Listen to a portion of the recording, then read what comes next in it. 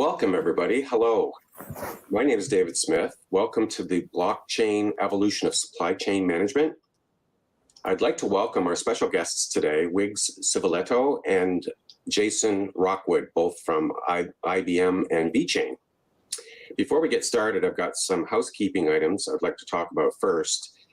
We'd like to present to you some information, and then if you have questions during the presentation, if you could, up in the right-hand corner, look for a question mark. That's the chat box. Put your questions in there, and then we will answer those questions at the end of the session. If you would also be so kind, at the end of the session, please rate our presentation so we can get your feedback in order to improve our content. So let's get started. Welcome again. Today, what we wanted to do is to spend some time to help you learn what's happening in the supply chain space. They're dramatically being transformed with new technologies, specifically around the blockchain space, and new solutions that are in that particular area. Now, what we found recently in recent events with COVID, there's been a lot of disruptions in supply chains. It's made it very visible as to where the weaknesses are and some of the challenges that have been presented and how some of these things are being resolved with new technologies such as blockchain. This session is meant to share with you some of the concepts and applications of blockchain, more on the food supply chain, but not only food, it can be any type of a supply chain. And we're going to hear stories from Wiggs Civitillo, who is the offering manager, from IBM Food Trust and Blockchain Transparent Supply, as well as from Jason Rockwood, who is the general manager of VeChain Americas. The session is going to take about 60 minutes. We're going to hear some presentations from both gentlemen, and then we will have a panel session where we've got some interesting questions to cover and hear from experiences of both Wiggs and Jason. And then we'll hopefully be able to get questions from you as you think of them and be able to answer those questions as part of the session. So I'd like to start with formally introducing Wiggs and Jason. So Wiggs is from IBM Food Trust. He's been the offering manager with them for a while now, and he closely works with the engineering and design groups within IBM to understand how to put these offerings in place and solve particular supply chain-based problems. He holds a master's in business administration, and as well as a Bachelor of Arts in Economics and Political Science. Prior to IBM, he worked in the financial services sector, and he specialized in low latency trading in quantitative trading in the New York Stock Exchange. Welcome, Wiggs. Now, Jason is the general manager of VeChain Americas. That's both North America and South America. And VeChain provides global blockchain-based solutions. Prior to VeChain, Jason was the VP of Innovations and CIO of the Miami Heat. And he also was the CIO of home sharing platform Oasis. And he has degrees in media and communications and studied at the University of Illinois, Urbana-Champaign, and MIT. So welcome, Jason. Myself, I'm David Smith, the president of Micromation. We are a consultancy. We specialize in digital transformation and blockchain-based solutions. I have an extensive background in IT and continual improvement in that area. And I'm working with both VeChain and IBM as a business partner.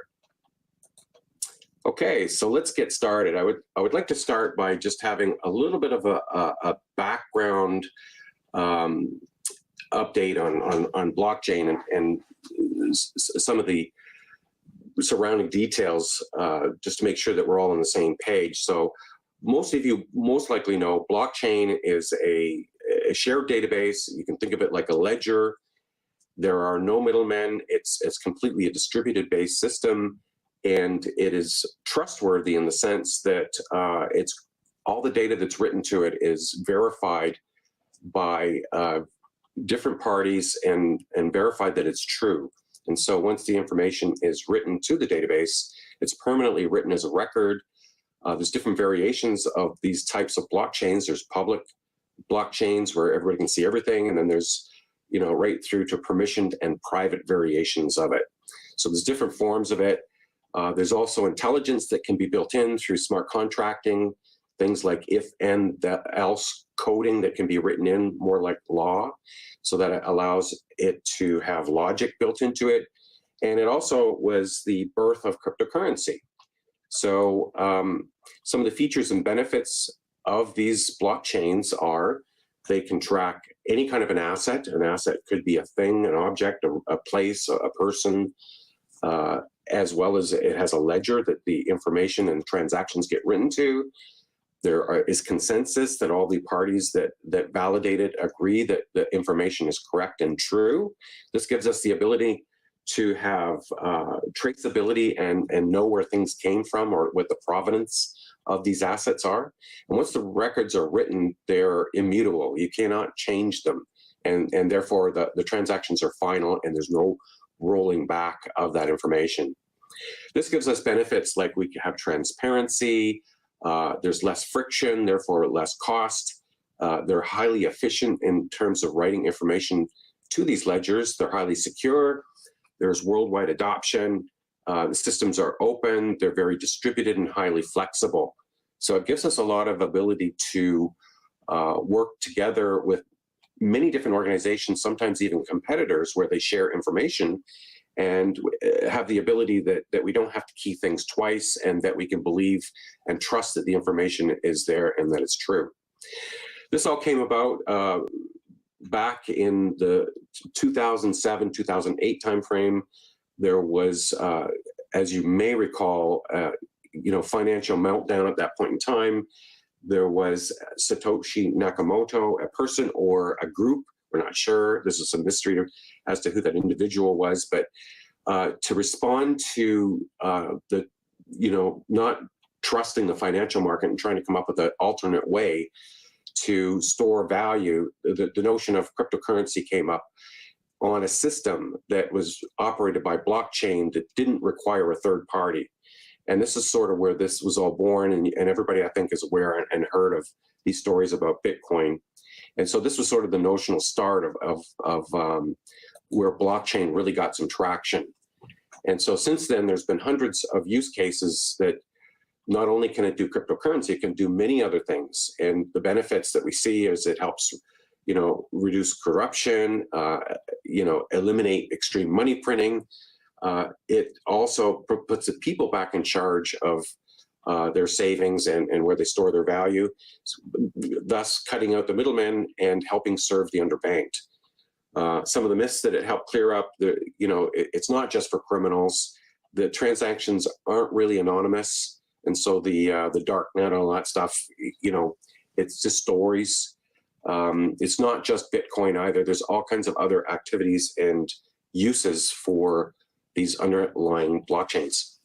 And some of the issues and challenges that the blockchain has been able to address, there's two significant themes. There's more, but the two that I'm going to focus on are, there's the financial aspect, and that's where helping us move value around more quickly across borders. It helps us, people that don't have bank accounts can now participate. It also helps to track where money is being spent, and also makes the complexity of things like owning real estate much more simple, and helps provide greater transparency into accounting and tracking the underlying contracts of financial transactions, helps identify where theft is occurring, and even is getting into the healthcare and patient data and helping with digital copyright and privacy, and ultimately climate change and sustainability. So there's all kinds of uses on the financial side. Today's theme is more on the supply chain, and where we're getting huge benefits in being able to provide safer food, being able to reduce waste by better managing recalls, being more efficient in our supply chains and reducing errors, and tracking our inventories, and helping solve issues where there's no single truth in current supply chains. So putting these distributed platforms in place that are shared, and the information is trusted across a number of different parties, makes it much more useful. It helps reduce counterfeit of substitute products, as an example, and helps identify and verify, compliance certifications that companies have met quality control measures. And there's rigorous tracking and reporting available for this. So these are the kinds of issues that can be addressed in those two examples. And some specific cases that have come up recently, and these are real stories. This one I saw on Twitter, and this was about 3 months ago, where masks, the PPEs that were being in short supply by various hospitals, they were trying to get them anywhere. And it was very important that you had masks that were hospital grade. And in one particular case, there were masks being imported that were not for medical use, but some crafty criminals basically took those packages and opened them and then produced new packaging that looked like the old packaging and took away the notice that said, for medical use prohibited, and removed it, and then ended up selling them to the hospitals. So this is a case where they counterfeited and substituted the masks and introduced something unsafe into our system to take advantage of making money. Another one case that I recall not too long ago, a couple of years ago, where I live, I'm in Canada and in a province called Ontario, and we had an outbreak of E. coli in our lettuce, and they couldn't track where the lettuce came from. So what we had to do is destroy all the lettuce in all the stores across Ontario, and I think it even extended into some other provinces. So it's huge storage, waste of food, and we were not able to get lettuce for months after that because we didn't know how to trace the recall and figure out where the source of the E. coli came from. Another issue that comes up quite often, and this is something top of mind for me, is like when I buy fish. I love fish, but I'm always skeptical about where did it come from? Was it really caught on this date? And is it really red snapper or is it something else? So there's been all kinds of studies where they found that things like fish are mislabeled quite frequently. And so, these are cases where, these new blockchain technologies can help. So I'm going to shut up now, and I'm going to pass the baton over to Wiggs. Wiggs is going to tell us about what the IBM Food Trust and Blockchain Transparent Supply group have been doing in IBM. So Wiggs, if you could take control and share your screen, and of course. I welcome you. Thank you. Thank you so much, David. And I really appreciate you having me here and asking me to speak. And thank you everyone for joining. I think that was a really nice, overview of the functionality of blockchain and really sets the stage nicely for talking through the journey that we've been through with IBM Food Trust and more recently, blockchain transparent supply. So I will share my screen. So IBM has been in this space for quite some time now. What originally stemmed as some very involved efforts from our research team turned into what is now known as the Hyperledger Fabric product, which is an open source set of code that's managed by the Linux Foundation that was released in 2015. And since then, IBM has been very involved in trying to make it easier to work in the space to deploy a variety of different blockchain solutions. So we have financial solutions, solution called WorldWire. We have shipping solutions, notably called TradeLens, that works with Maersk to manage container shipping. And on the food side, in 2016, we launched a solution called IBM Food Trust. And it all started with a very simple challenge from Walmart to say, here's a package of mangoes. How long does it take for us to track where this package of mangoes came from and where it went at every stage of the supply chain, where they were grown, harvested, processed, packaged, and distributed ultimately to the stores where it was purchased. And what they found was it took them 6 weeks to make this happen and to actually track, where the mangoes came from. And so, ultimately, that isn't really an acceptable threshold to determine where your product came from. So, this initial proof of concept, we worked very closely with Walmart to work with them to understand how their supply chain works and establish a blockchain-based solution to manage their supply chain and upload events and provide transparency and traceability. And since then, we've grown into a more established network and a really kind of out of the box solution that anyone can come and use. So as David mentioned, there are many different issues that we're solving with this food trust network, and it goes from foodborne illness to the idea of many consumer packaged goods are still partially or entirely paper based. Which is a huge issue for supply chain efficiencies. There's the huge issue of food waste as well. So, 1/3 of all food is thrown out because it's considered unacceptable, and that becomes an even bigger issue when there are recalls and contaminated food. And then I love the example that David brought up with the red snapper, because in New York, apparently, there's not a very good chance that you'll actually get the fish that you ordered if you go to a restaurant and ask for red snapper, and that's something that blockchain can help address by providing a trustworthy source of information, a single source of truth, if you will, to identify where your product came from. So the issue in the supply chain ecosystem today is that individual parties talk to each other and data is siloed within each company. So typically a restaurant would, send information to their retailer, or, the retailer would talk to the logistics company, the grower would talk to the manufacturer. And there isn't really a lot of transparency from, say, the grower to the restaurant or the grower to the retailer, as a result of all these different steps that are taken in the supply chain. So it's very difficult to know if all the information the retailer is receiving is accurate, or even if they're getting a comprehensive view of what happened to this product in their supply chain. So this, to manage this, you require intermediaries. A lot of this, as I mentioned earlier, is still paper-based, which is kind of amazing given how advanced, we've come, and the ease of capability, ease of transactions digitally in this industry that still, uses paper and faxes for a lot of their interactions.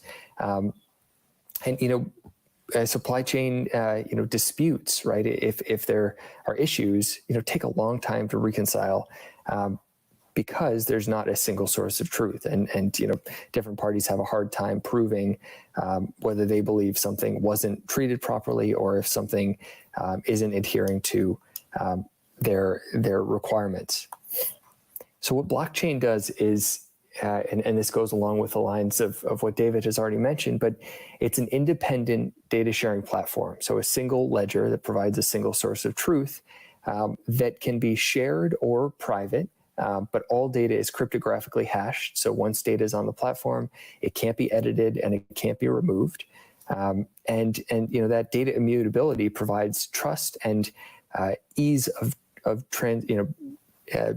visibility throughout the entire supply chain, that benefits all different players in the supply chain. And a huge benefit of this is dispute resolution, right? If you have one ledger and one single source of truth, then if there's a dispute or an issue, it's very easy to see who's in the right and who needs to provide recompense for certain mistakes or certain issues in the supply chain.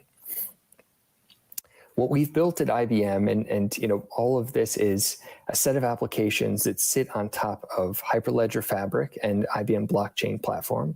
And IBM Blockchain Platform is another product provided by IBM that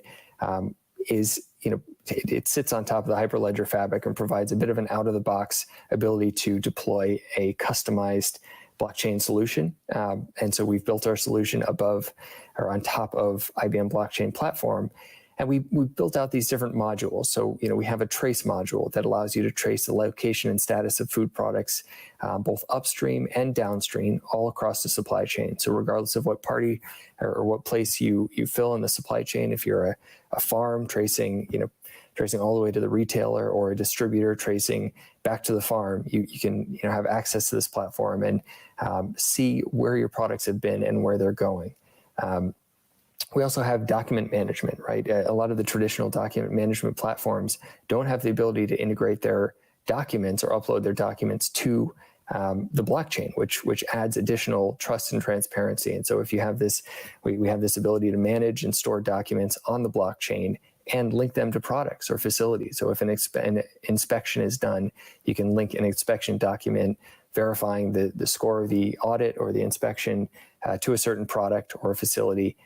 And you can run a trace and see exactly what's going on with that product. And then finally, obviously we want to derive insights from this data. So we have a multitude of data on our platforms that you can pull aggregate inventory, dwell time, inflows, outflows, all the high level supply chain insights that can help you make your supply chain more efficient.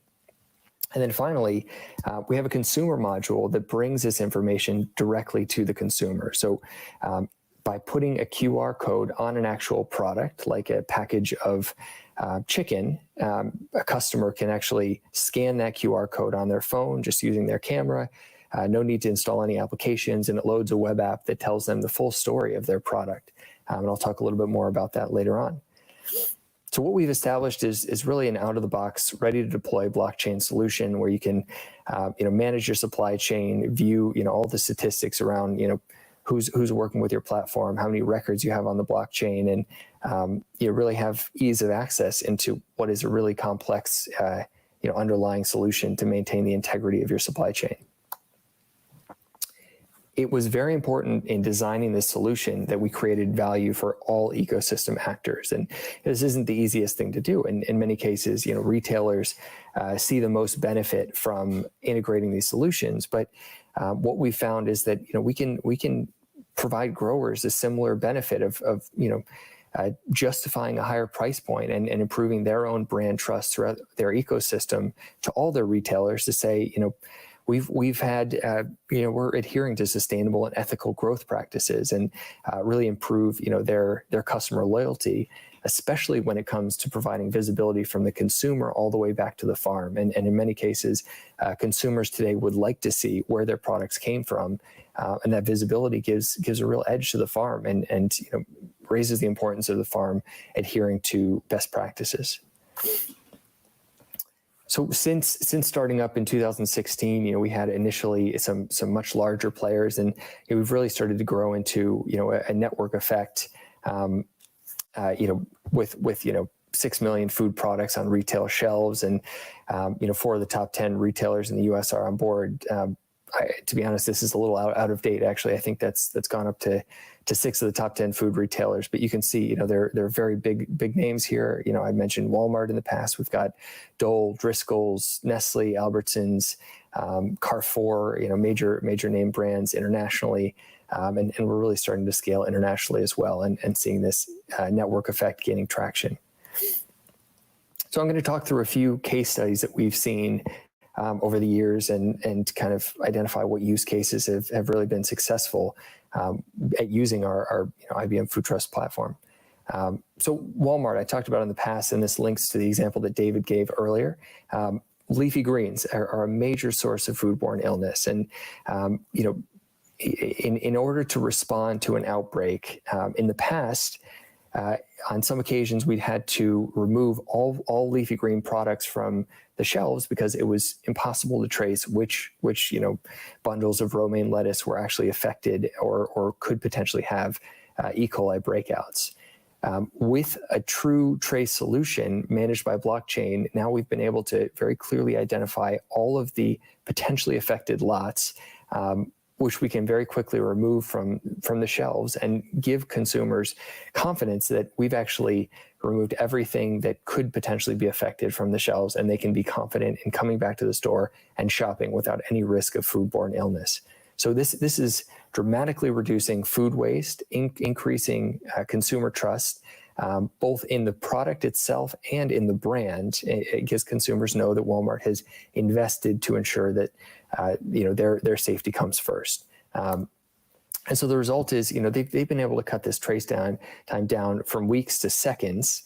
And these are huge, efficiency gains as well, right? They can do this faster, and they can also adhere to regulators, such as the FDA, who's making recommendations and enforcing regulations on, how to handle these situations and what best practice truly is. Another similar food example, is that's more focused on the brand side is Carrefour, and for those in the U.S. that are less familiar with Carrefour, the equivalent size of Walmart in the U.S., but a European-based grocery retail store.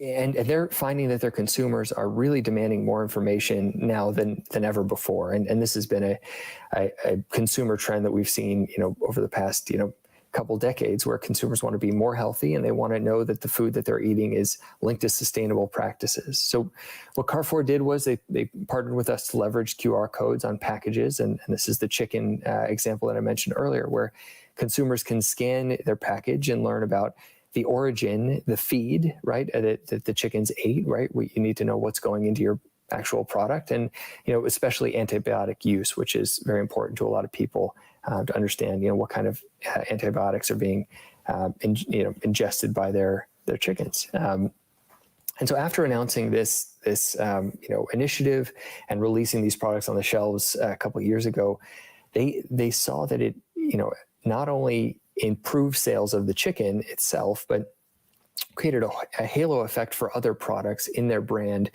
because people knew that Carrefour actually cares about the quality of their product. So not just increasing sales of the chicken itself, but also other Carrefour products compared to competitors. Finally, Raw Seafoods is another brand where, there's a lot of lack of visibility and lack of knowledge that makes consumers less willing to consume seafood, especially in the U.S. So they've used IBM Food Trust to share, a similar QR code experience with origin, date of harvest, and quality, in addition to a whole set of videos showing, fishermen actually loading the fish, and you get the actual coordinates of where your specific fish was caught at sea, which is kind of a fun experience. So they're able to charge a premium, justify better farming practices, and scallop sales are up 30% year over year, which is a dramatic increase as a result of this initiative. What we've found in our learnings of starting IBM Food Trust 4 years ago, and more recently in the past year and a half, we've really been scaling up non-food supply chain networks. So what we found in supply chains is the benefit of a distributed ledger, digital transactions, immutable data, and simply put, this single source of truth is that it doesn't just apply to food; it applies to all different supply chain products. So we've actually started scaling out of the food network and into other industry verticals that have been really interesting. So, ultimately, this product that we've branded IBM Blockchain Transparent Supply has scaled well beyond food, and it provides, the ability for networks to be convened around whatever product you'd like, whether it be tires or wine or electronic components or mechanical parts, right? And there are many different examples, and at this point we have quite a few networks that have gone live on this front. So essentially harnessing the same platform, the same technology that we've leveraged and learned about with IBM Food Trust, and scaling it into other networks. I apologize, but I'm going to move a little more quickly for the sake of time. And so what this looks like, similar to the chart that we saw earlier, is on top of the Blockchain Transparent Supply platform, which is also built on IBM Blockchain Platform and Hyperledger Fabric, are these different networks. And you can see on the left there, we have IBM Food Trust is one of the networks that we've convened. We also have a Farmer Connect network for tracing the origin of coffee beans, a tire distribution network, an Atea provenance network for seafood in the Nordics, and a VinAssure network, wine traceability. And it really does scale well beyond these initial networks. These are just a few examples. But where we see this, really scaling up is, in the consumer goods space, where there's fast-moving, volatile demand, and providing efficiency to smart demand forecasting can really have an impact. Brand differentiation and that complex last mile distribution makes it more difficult to track, serve these customers. So, blockchain can have real returns on those investments.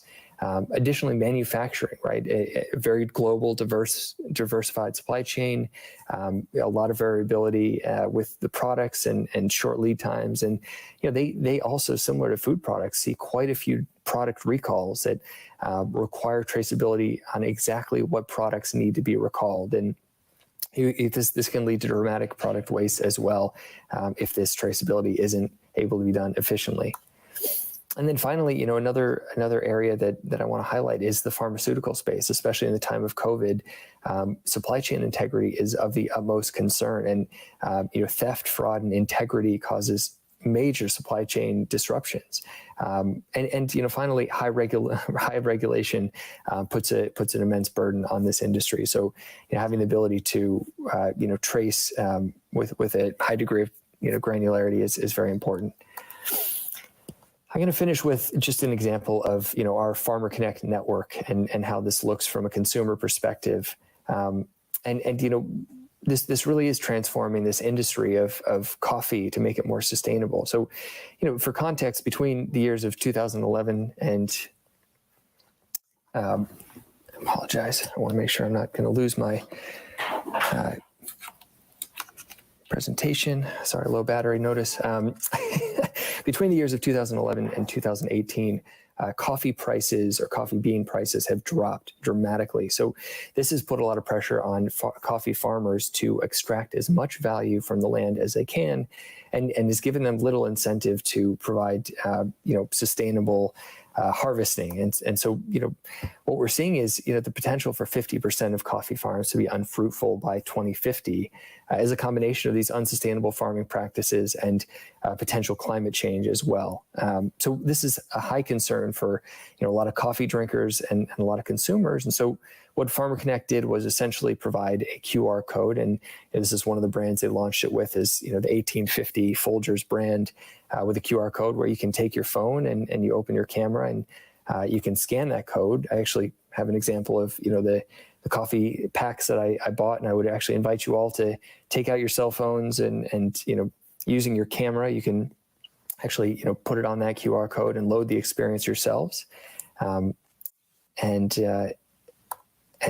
the experience that you'll see is following, the ability to follow and learn about the product, follow the product journey from, the dry mill to the export, import, the warehouse and the roasting facility.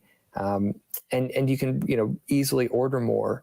But in my opinion, the most exciting part about this is really telling the story of the farmer and the ability to thank your farmer. So, the ability to look at the farmer, farmer's local, town, and they can request funds for local infrastructure projects like clean water and infrastructure for schools. And you can contribute directly to your farmer to thank them and give a part of that, monetary benefit of this coffee supply chain back to the farmer directly. So there's a full ledger managed by his application, and that funding can really does go straight to the farmer. So I think what we've created is really really great and having a really positive impact on the food industry and beyond.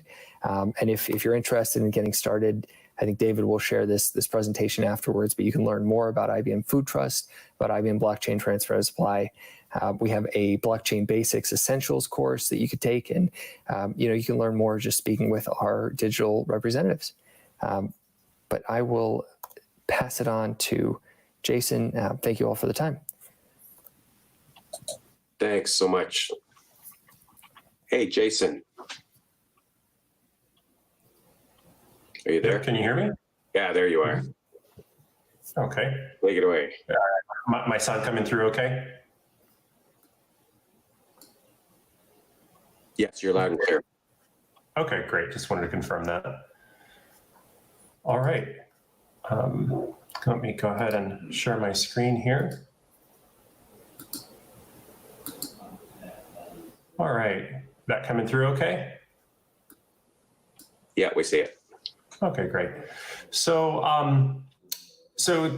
thank you, Wiggs, and David both for the high-level intro. And Wiggs, I particularly appreciate your presentation just because I think it does a really good job of laying out. David has talked so far about the value of blockchain at a theoretical level, and then Wiggs has outlined the role of blockchain in the supply chain, and I think really made a good business case for the role that blockchain plays in traceability and supply chain specifically. And I think the use cases that he presented are very clear. I love the highlights about the sustainability and environmental impacts, et cetera. So my talk about VeChain, I want to introduce our toolchain application, which is our digitization service for supply chain with a focus on food safety. I think anyone who knows VeChain and knows IBM Food Trust knows that there's a lot of similarities in our products at a philosophical level. And I think that's great, because I think the fact that we are we're solving similar problems just speaks to the importance of blockchain in this industry, and I'm really proud of the work that we're doing here in this space, and also the way that it complements the work being done by other players in the space. So what I'd like to do is just to introduce VeChain and the VeChain blockchain and our toolchain product. My talk will be a little more nitty gritty rather than kind of looking at the industry trends. I'm going to be focusing a little bit more on the actual product. So let me start out by just mentioning briefly, just for a moment, I want to talk about the role of VeChain, the VeChain blockchain, VeChain Thor blockchain, as a specific type of blockchain, which I think is important to understand in terms of knowing the sort of unique positioning that we play. So with blockchain, you always have a read functionality and a write functionality. And in the case of something like Ethereum, it's what we would call a public permissionless blockchain, where the information published to the ledger is publicly readable, and you also do not have any kind of permissions around the ability to write or upload data to that blockchain. And so Ethereum is really, kind of our proof of concept blockchain that allows, it's an open sandbox for people to innovate. And in that regard, the permissionless nature is fantastic. However, I do think that for a lot of enterprises, it represents a lot of challenges around governance. And that's the appeal of a private permission product like a Hyperledger Fabric that's keeping the data governance a little more tightly controlled. However, I think that one of the things that are missing about that type of private permission solution is the open ledger, which gives you that decentralization that we've come to know and love about public ledgers like Bitcoin and Ethereum. So what VeChain has done is we operate in this niche space where our ledger is publicly readable, but we utilize 101 authority nodes as part of a permissioned write functionality. And we believe that this gives us the right balance between centralization and decentralization. It gives us a solid governance model while still providing all the benefits of decentralization. So I just wanted to start out by talking about that for a moment, and also mention that our authority nodes, because a lot of times people ask, well, who are these authority nodes? Unlike with an open ledger like a Bitcoin or Ethereum, our nodes are all, they have to apply and they need to be one of these 5 categories, either enterprise users, technical partners, community contributors, blockchain developers, and academic research partners. So this just is, I think, important to kind of lay out that foundation about what the VeChain blockchain is and where it functions. Then we can pivot into toolchain. The VeChain solution is a hybrid. I'm not speaking to this slide per se, but I just want to mention that The solution is a hybrid cloud. We store raw data in the cloud environment, and then that data is hashed and the hash is uploaded to the public ledger. So businesses, even though we're using the public ledger, businesses don't have to worry about seeing their raw business data on a public ledger. That data is all stored in the toolchain cloud environment and then hashed, and then the hash goes to the public ledger. So that's how we're able to utilize public ledger in a way that makes the data solid and safe for enterprises. So if we pivot a little bit and talk about use cases, Wiggs and David have already done a great job of going into this, so I'm not going to spend a lot of time here. But I just want to point out that, especially because of COVID, we have, a lot more increases in fraud, complexities in the supply chain, and what we call visibility gaps. And also, I think we're seeing a lot more consumer behavior changing as a result of the challenges that we're facing, not only dealing with the pandemic, but also because of the environmental factors. I think a lot more consumers, especially our Zoomers and millennials, are much more aware of the environmental impacts. And there's an increased demand on businesses to have a more transparent supply chain. So also along with blockchain is the importance of just mentioning at a high level the role of IoT. We hear about these terms, blockchain, IoT, and AI as the pillars of the fourth industrial revolution. And, I think that the IoT, at least for VeChain, at least, is a very important driver of business value because of the way that it automates the data collection process. VeChain toolchain is essentially a data environment in which to store data, but the collection of that data is still a complex business challenge. And so IoT helps to improve the data provenance, helps to create more tamper resistant or tamper evident, let's say, information, and then also to make that data more transparent in real time. So it's important to understand the way those two systems work together. So if blockchain has been such an important driver in supply chain, as Wiggs and I have laid out, why do we not see wider adoption?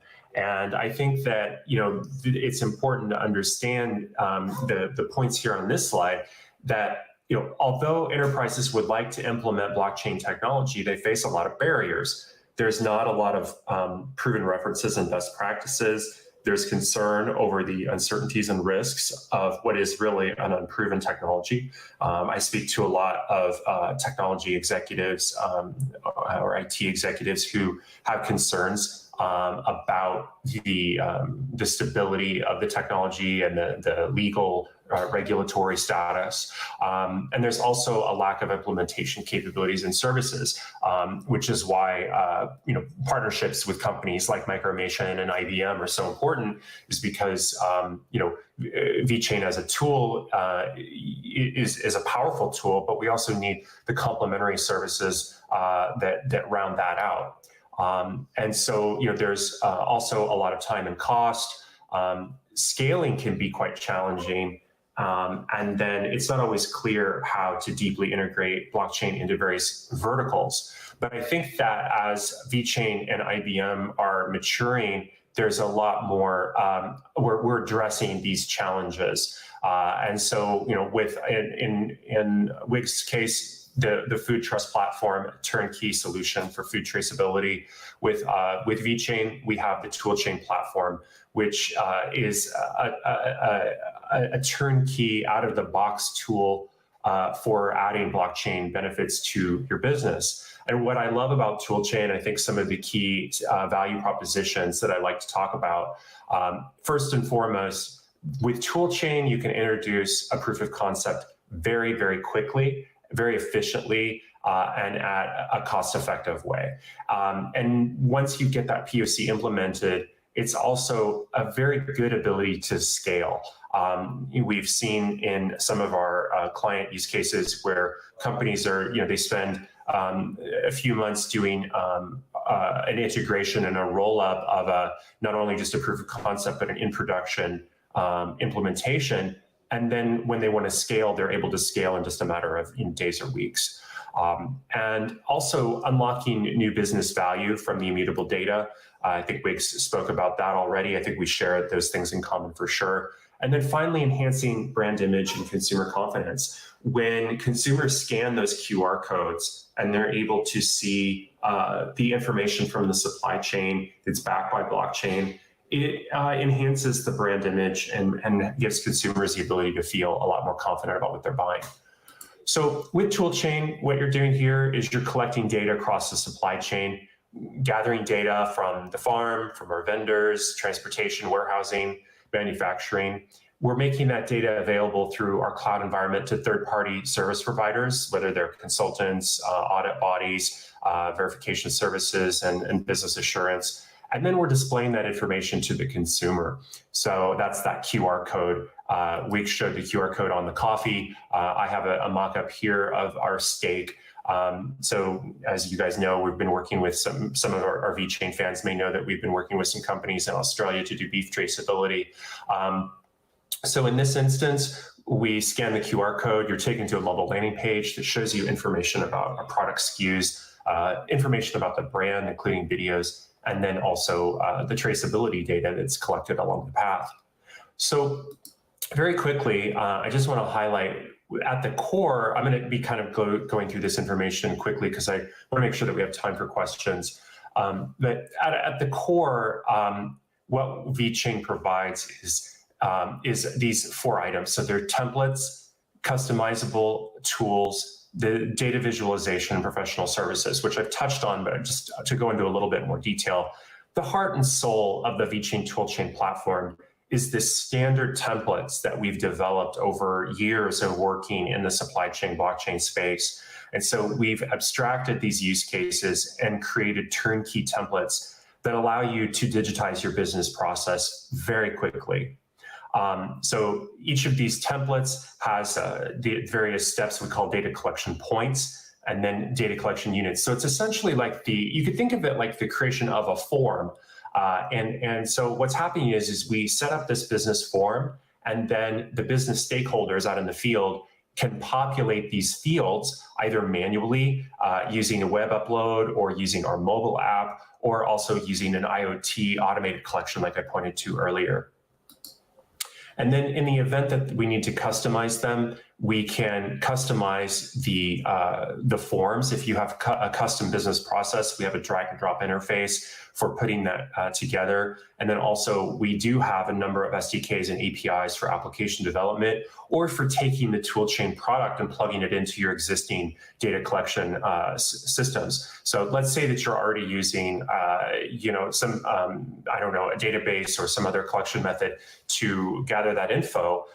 You can easily use our RESTful APIs to plug that in. And then if you're looking to customize the landing page, that's certainly doable. Or you can rebuild your own use case entirely. And then I'd also like to point out that VeChain takes a lot of pride on our partnership with our consulting partners like PwC and DNVGL and Deloitte. So our system, our product is designed with the large professional service partners in mind. And we have made Toolchain a mechanism which makes it very easy to share data between the various partners that are participating in your supply chain, as well as with the third-party auditing bodies who need access to that data to verify it and ensure that it's robust. Collecting data and storing that data with hashing is only as reliable, as the quality of that data is. I mean, the immutability exists at the data provenance level. You still rely on third parties to certify that data is accurate and trustworthy. So if we summarize, what is the role of blockchain? Why do we need the blockchain component? Why can't we just use this in, for example, a database system? What is it about the blockchain that provides that unique value of immutability? And it really comes down to these unique Toolchain ID keys. So there are blockchain produced identifiers for the individual assets, for the various data collected, for the participants that are actually uploading that data, whether that's an actor, user, or company, and then the various identifiers for the actual transactions. So when it comes to the blockchain, these are the 4 points that are really making the collection of data immutable. And so what we see with toolchain is we're looking at who did what to which assets and with various timestamps and geolocation and other data attributes. And so when you have the blockchain immutability from these 4 identifiers tied to data that's certified and audited by third parties, you have a very robust system that can convey a lot of consumer trust. So where is this being used? We're getting a lot of usage out of food safety, pharmaceutical, and sustainability. So, for example, like IBM, the blockchain traceability industry as a whole owes a lot to Walmart. Certainly Walmart is one of the innovators in the space, and they are known for working with a variety of partners in any new innovation endeavor in order to test and learn. So we're very proud to say that Walmart China has been working with the VeChain platform for the last couple of years, and they're in the middle of a multi-year engagement to trace all of their fresh produce. Interestingly, they're also, not only are they using the VeChain platform for food traceability and food safety, and also to provide that consumer trust with the QR codes, but it's also related to supplier management. By having the partners participate in the toolchain environment, they're able to better understand supplier participation and to create incentives therein. On the pharmaceutical front, we are working with Bayer China on a comprehensive traceability solution for clinical supply chains, clinical trial supply chains. So this is obviously, a mission critical application. You literally have human lives on the line. And I think that, I'm very proud of this use case because I think it speaks to the high level of trust that companies are placing in the toolchain product. On the sustainability front, we are working with several clothing manufacturers around anti-counterfeit, but also sustainability. So the goal here is to be able to track the manufacturing of the product. We're doing a sustainability initiative here with COS, which is one of the brands from H&M. And actually, making sure that we're able to source the environmental sustainability of those goods. And then finally, working on digital assurance with DNVGL, one of the world's leading certification bodies. So all in all, we're working with numerous customers in food safety, sustainability, energy, logistics, pharmaceutical, and then third-party service providers. So we have a wide variety of use cases with brands all over the world. But I think that food safety, pharma, and sustainability are certainly some of our key use cases. So with that in mind, thank you for allowing me the time to do that intro. David, I'll turn it back over to you and we can have some Q&A. Fantastic. Thank you so much, Jason and Wiggs. I've got some panel discussion questions here that I'd like to ask you both, and I'm going to end the slides here so we can kind of see each other. Hopefully our cameras are still working. I'll bring mine on. I had to unmute it. You guys still there? Okay, and while you're getting your cameras ready, my first question is, so what are the most common supply chain use cases that you're seeing trending in the last 6 months? Just an open question to both of you. Yeah, David, I'm having a little issues with my camera here, but I can definitely answer the question. So a few of the most common, use cases that we've seen more recently, consistent with what we've seen in the past, are the major impact of recall scenarios and the business use case that we see associated with improving and making those more efficient to reduce food waste and the impact of recalls. We've also seen, growth in the marketing side of sharing that message of sustainability and building trust with consumers. And then more specific to what's happened in the past 6 months with coronavirus. Smart order management has become more and more important, and the interest in use of smart contracts to automate orders and manage the dynamics of what's on shelves and what's being sold. Because when COVID first hit, the impact was first felt, in grocery stores and in many stores, it was very difficult to find products on the shelves. And that was not only an inconvenience for consumers, but a missed opportunity for retailers to be selling products. So that smart order management is increasingly important in this world that we move forward in. Okay. Jason, same question for you. Any inputs you can think of there? Yeah, I mean, I would say that we're seeing a lot of increased regulatory pressure coming from the FDA. It's been very interesting to see the advances that are coming from Frank Yanis at the and the work around the Food Modernization Act.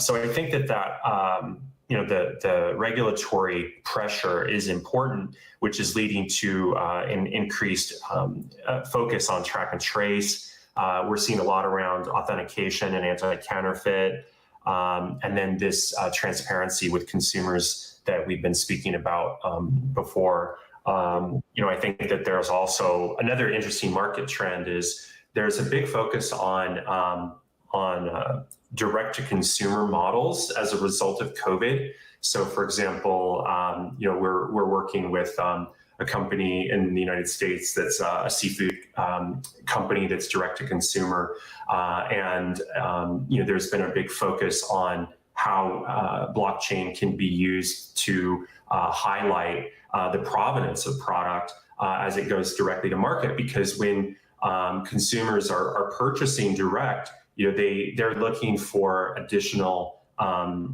data points to give them that confidence, right? Like they don't have the brand to give them that halo. So when they're purchasing direct, they need additional data to feel confident about their purchase. And I think blockchain has a real opportunity to play in that space.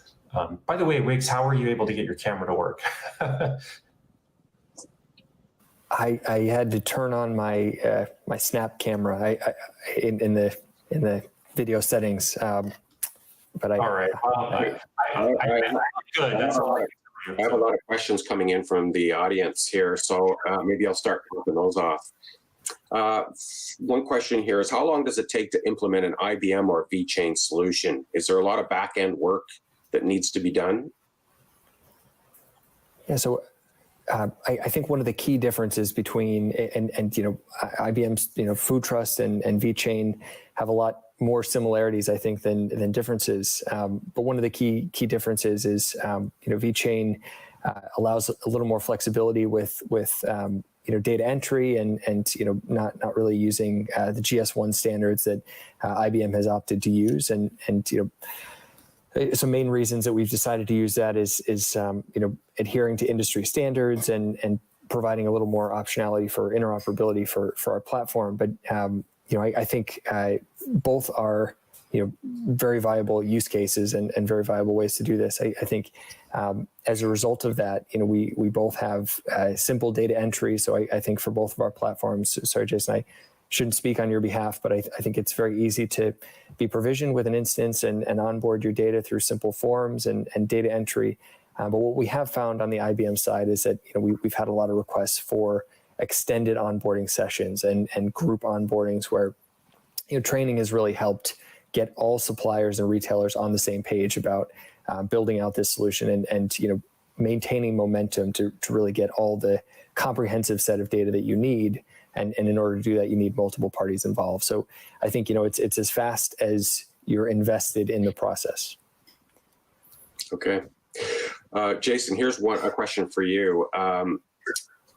At the moment, VeChain toolchain is not commonly used in the U.S. How would you see the utilization of VeChain toolchain evolve in the coming years in the U.S.? What are the main issues encountering by onboarding clients?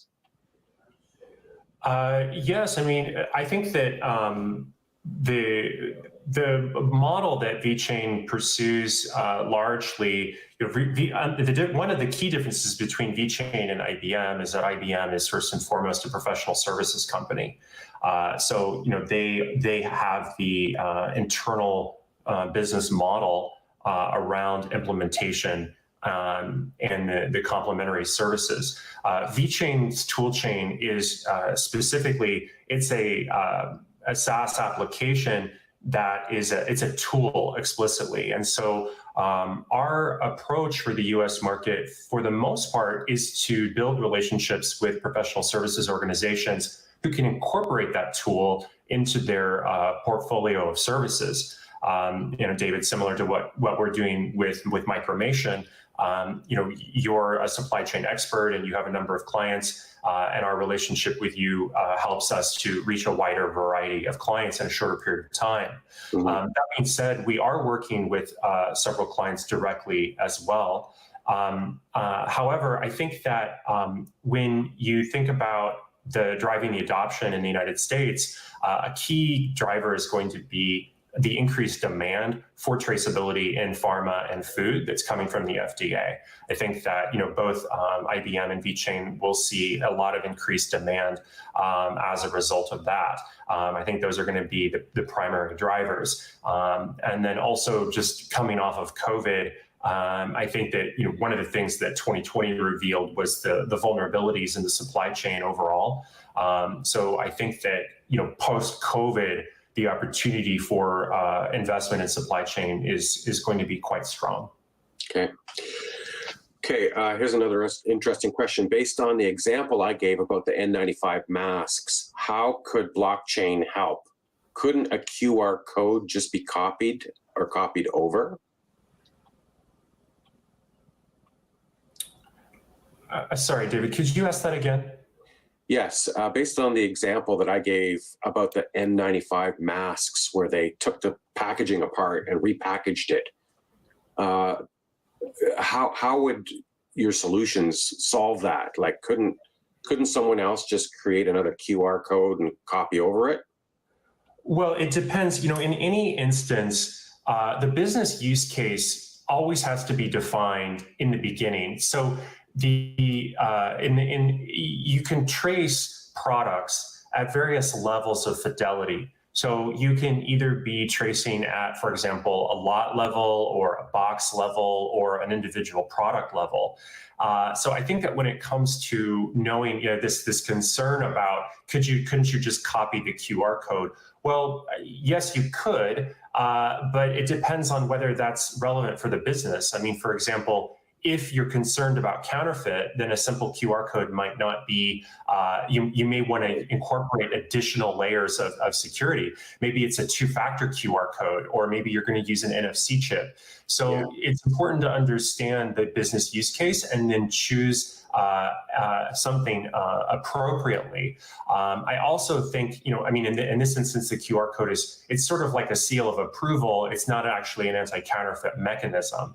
And then also, when you involve the auditors and certification bodies, that's going to provide that extra layer of security to ensure that something hasn't been tampered along the way. Okay. Wiggs, I got one here for you. Regarding the IBM's existing clients, all of the examples are relatively large companies. Do you have examples of smaller businesses, example, independent restaurants who are adopting or leveraging your offering? For example, if a small restaurant were able to provide full transparency of the ingredients used in all of the recipes, would they be able to justify sustainable pricing, especially during COVID, that more closely represent the true cost of sourcing high quality ingredients? Yeah, thank you for the question, because that actually tees up a good answer. And also, I noticed earlier someone commented that the QR code that I shared wasn't actually working. So thank you for letting me know. I'm going to share my screen very quickly just to show another example. So this is an example. So when I talked about the scallops earlier, this is an example of what a small restaurant has done in New Bedford, Massachusetts, for marketing their scallops. It's a restaurant chain called Taps. And they have a QR code here that I would invite you all to scan just to see a different experience. Apologies if the other code wasn't working. I'll have to check on that. But ultimately they take you through a similar experience that they've kind of built out. And this is what I was talking about. You can see the actual location where the scallops were harvested. You can see a video of them interacting, and you can actually see the details of the blockchain information through the consumer experience. So the answer is yes. We have many other examples like this. It does take a lot of effort to build out an application like this. So we'd expect more chains to be doing this, but our consumer application is also fully repurposable. So that is something that we're catering to and definitely targeting medium and small businesses for this solution as well. Okay, we're just about out of time here, and I thank you everybody for hanging in there. I've got another question come up, and I'll ask this one and then I'll end the session. I'm going to put all of these presentations as well as links in the Bright Talk channel so that you'll be able to get copies of these, as well as links to some future sessions that we're going to do deep dives into these particular offerings that VeChain and IBM have presented. So stay tuned to some announcements coming up in the next couple of weeks to get in further detail. So this will be the last question I ask. Is the FDA currently using IBM or VeChain? If not, are they using a similar solution or any similar solutions? David, sorry, David, I'm having a little trouble hearing you. Could you repeat the question? Yeah, the question was, is the FDA currently using IBM or VeChain? If not, are they using any similar solutions?